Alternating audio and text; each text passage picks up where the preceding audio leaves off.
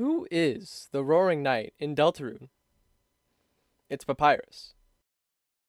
Well, okay, but why is it Papyrus?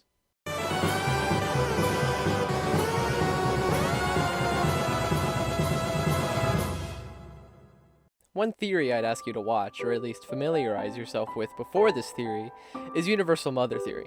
If you haven't seen it, I'll give you a quick rundown. Essentially, Queen as a character reflects the overbearing mother of Noelle, and the neglectful mother of Birdley. The theory then ties Chris and Susie in, however I disagree. I'd say Susie already had an exploration of her familial situation in Chapter 1, with King. King reflects Susie's abusive parent, which we can infer exists from how she acts around Toriel. Lancer, then, is either a representation of Susie's younger self, or acts as a Dark World brother to Susie. Additionally, looking into the future, we can see that Chapter 4 is at church. This seems like a perfect opportunity to explore Alvin's relationship to his father's legacy. Chapter 3 could touch on these themes as well, but given that this is not a Crite theory, I won't look to it for patterns. But in both of the Dark Worlds the Knight made so far, and likely in the ones in the future, we see this pattern pop up of bad familial situations. So, what does this mean? Well, it either means that darkness as a substance can react to the embodied traumas of a Lightner within, or that the Roaring Knight has their own messed up family situation. One that is, at least, both abusive and overbearing. I argue the latter, as from a thematic perspective, fiction cannot change itself depending on your specific needs, but rather, プレイヤーとクリエイターの心が通じ合うと不思議なことが起こります。ゲーム画面が呪いの鏡みたいに点滅して、プレイヤーの心も光り始めて、鏡と共鳴するように点滅して。So, if the Roaring Knight has a bad familial situation, who do we have? Well, taking at face value brings quite a few candidates. Alvin, Des, Vessel, and Chris all have some degree of imperfect parents. However, if we specify both abusive and overbearing, every one of these candidates do not match. Alvin had a good father, but instead struggles with his legacy. Des's bad parent was Mayor, but she wound up in the depths. The Vessel was made by us and discarded by a third person. Toriel is ultimately supportive, yet a bit out of her depth with Chris. So, who does that leave? Well, given the theory you're watching, it's probably quite obvious. So, I'm arguing that Papyrus has an abusive and overbearing parental figure that shapes his role as the Knight. Seems a little baseless, right? Well, if we take a look at the original concept art for Papyrus, we see this. Papyrus has some family member whose identity has been hidden from us. What's notable is exactly how it was censored. These black boxes are what was used to censor Gaster's name during the Twitter takeover. As well, this would be fitting for Gaster, who was likely censored from people's minds when he fell into the core. So, the likeliest words to fill in the blanks are something to the effect of a dead father named Gaster. So, if Papyrus is related to Gaster, what does that mean for Deltarune? Well, traces of Gaster have been left all over the game, from the Eggman to the bunker, to the garbage noise, to the intro, to the game window, to the Twitter takeovers. It's safe to say that by now Deltarune is Gaster's game. Not just that, Gaster is specifically tied to the Dark Worlds and darkness in general. Entry 17 is often speculated to be Gaster discovering darkness, and Rouse has a whole heap of Gaster connections on his own. So that leaves Papyrus in the unique position to be the only Knight candidate with a familial relation to Gaster, along with already being suspiciously absent from Deltarune. But why isn't this just set up for being a guest Lightner or something? Well, the Knight itself is also already likely connected to Gaster. Beyond the normal darkness connections, the Knight has something to do with communion, and this communion is likely the same unintelligible laughter Gaster that Spamton had. The only other reasonable candidate for this communion is the Angel. But as it stands, we don't know enough about the Angel to say whether or not they're responsible. Finally, the Knight is commonly associated with hands, just like Gaster.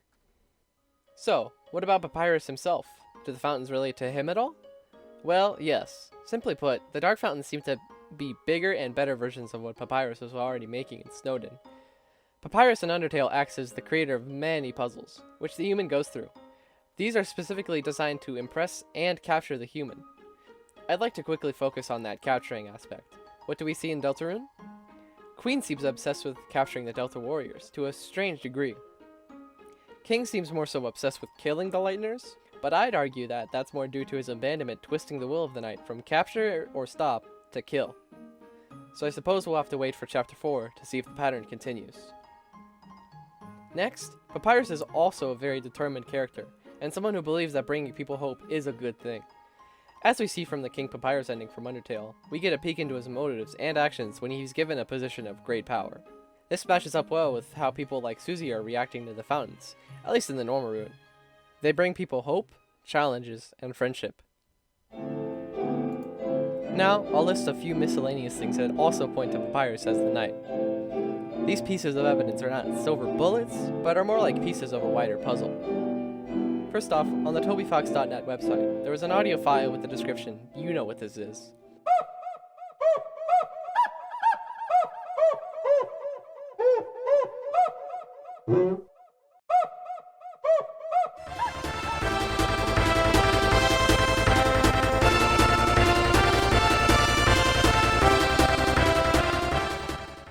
It was the Nightmare Night motif playing with using the Papyrus's cool song instrument.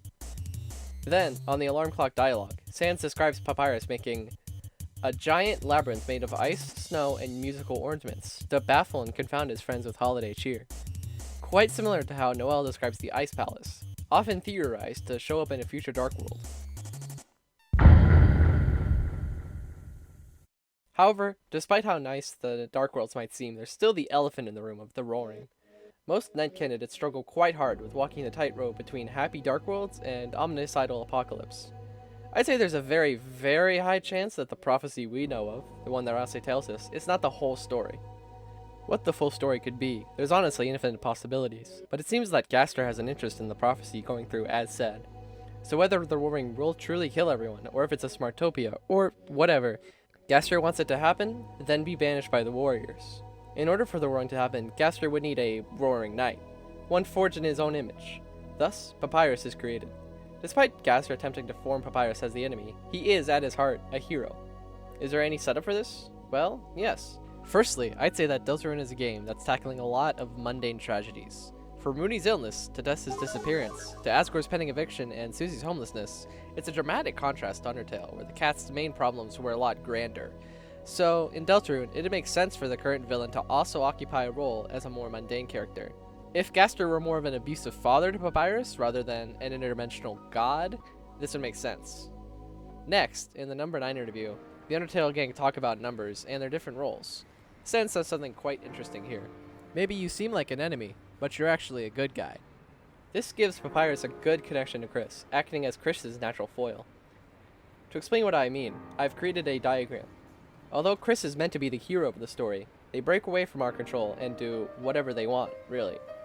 But the most notable example is creating the Dark Fountain from Chapter 2.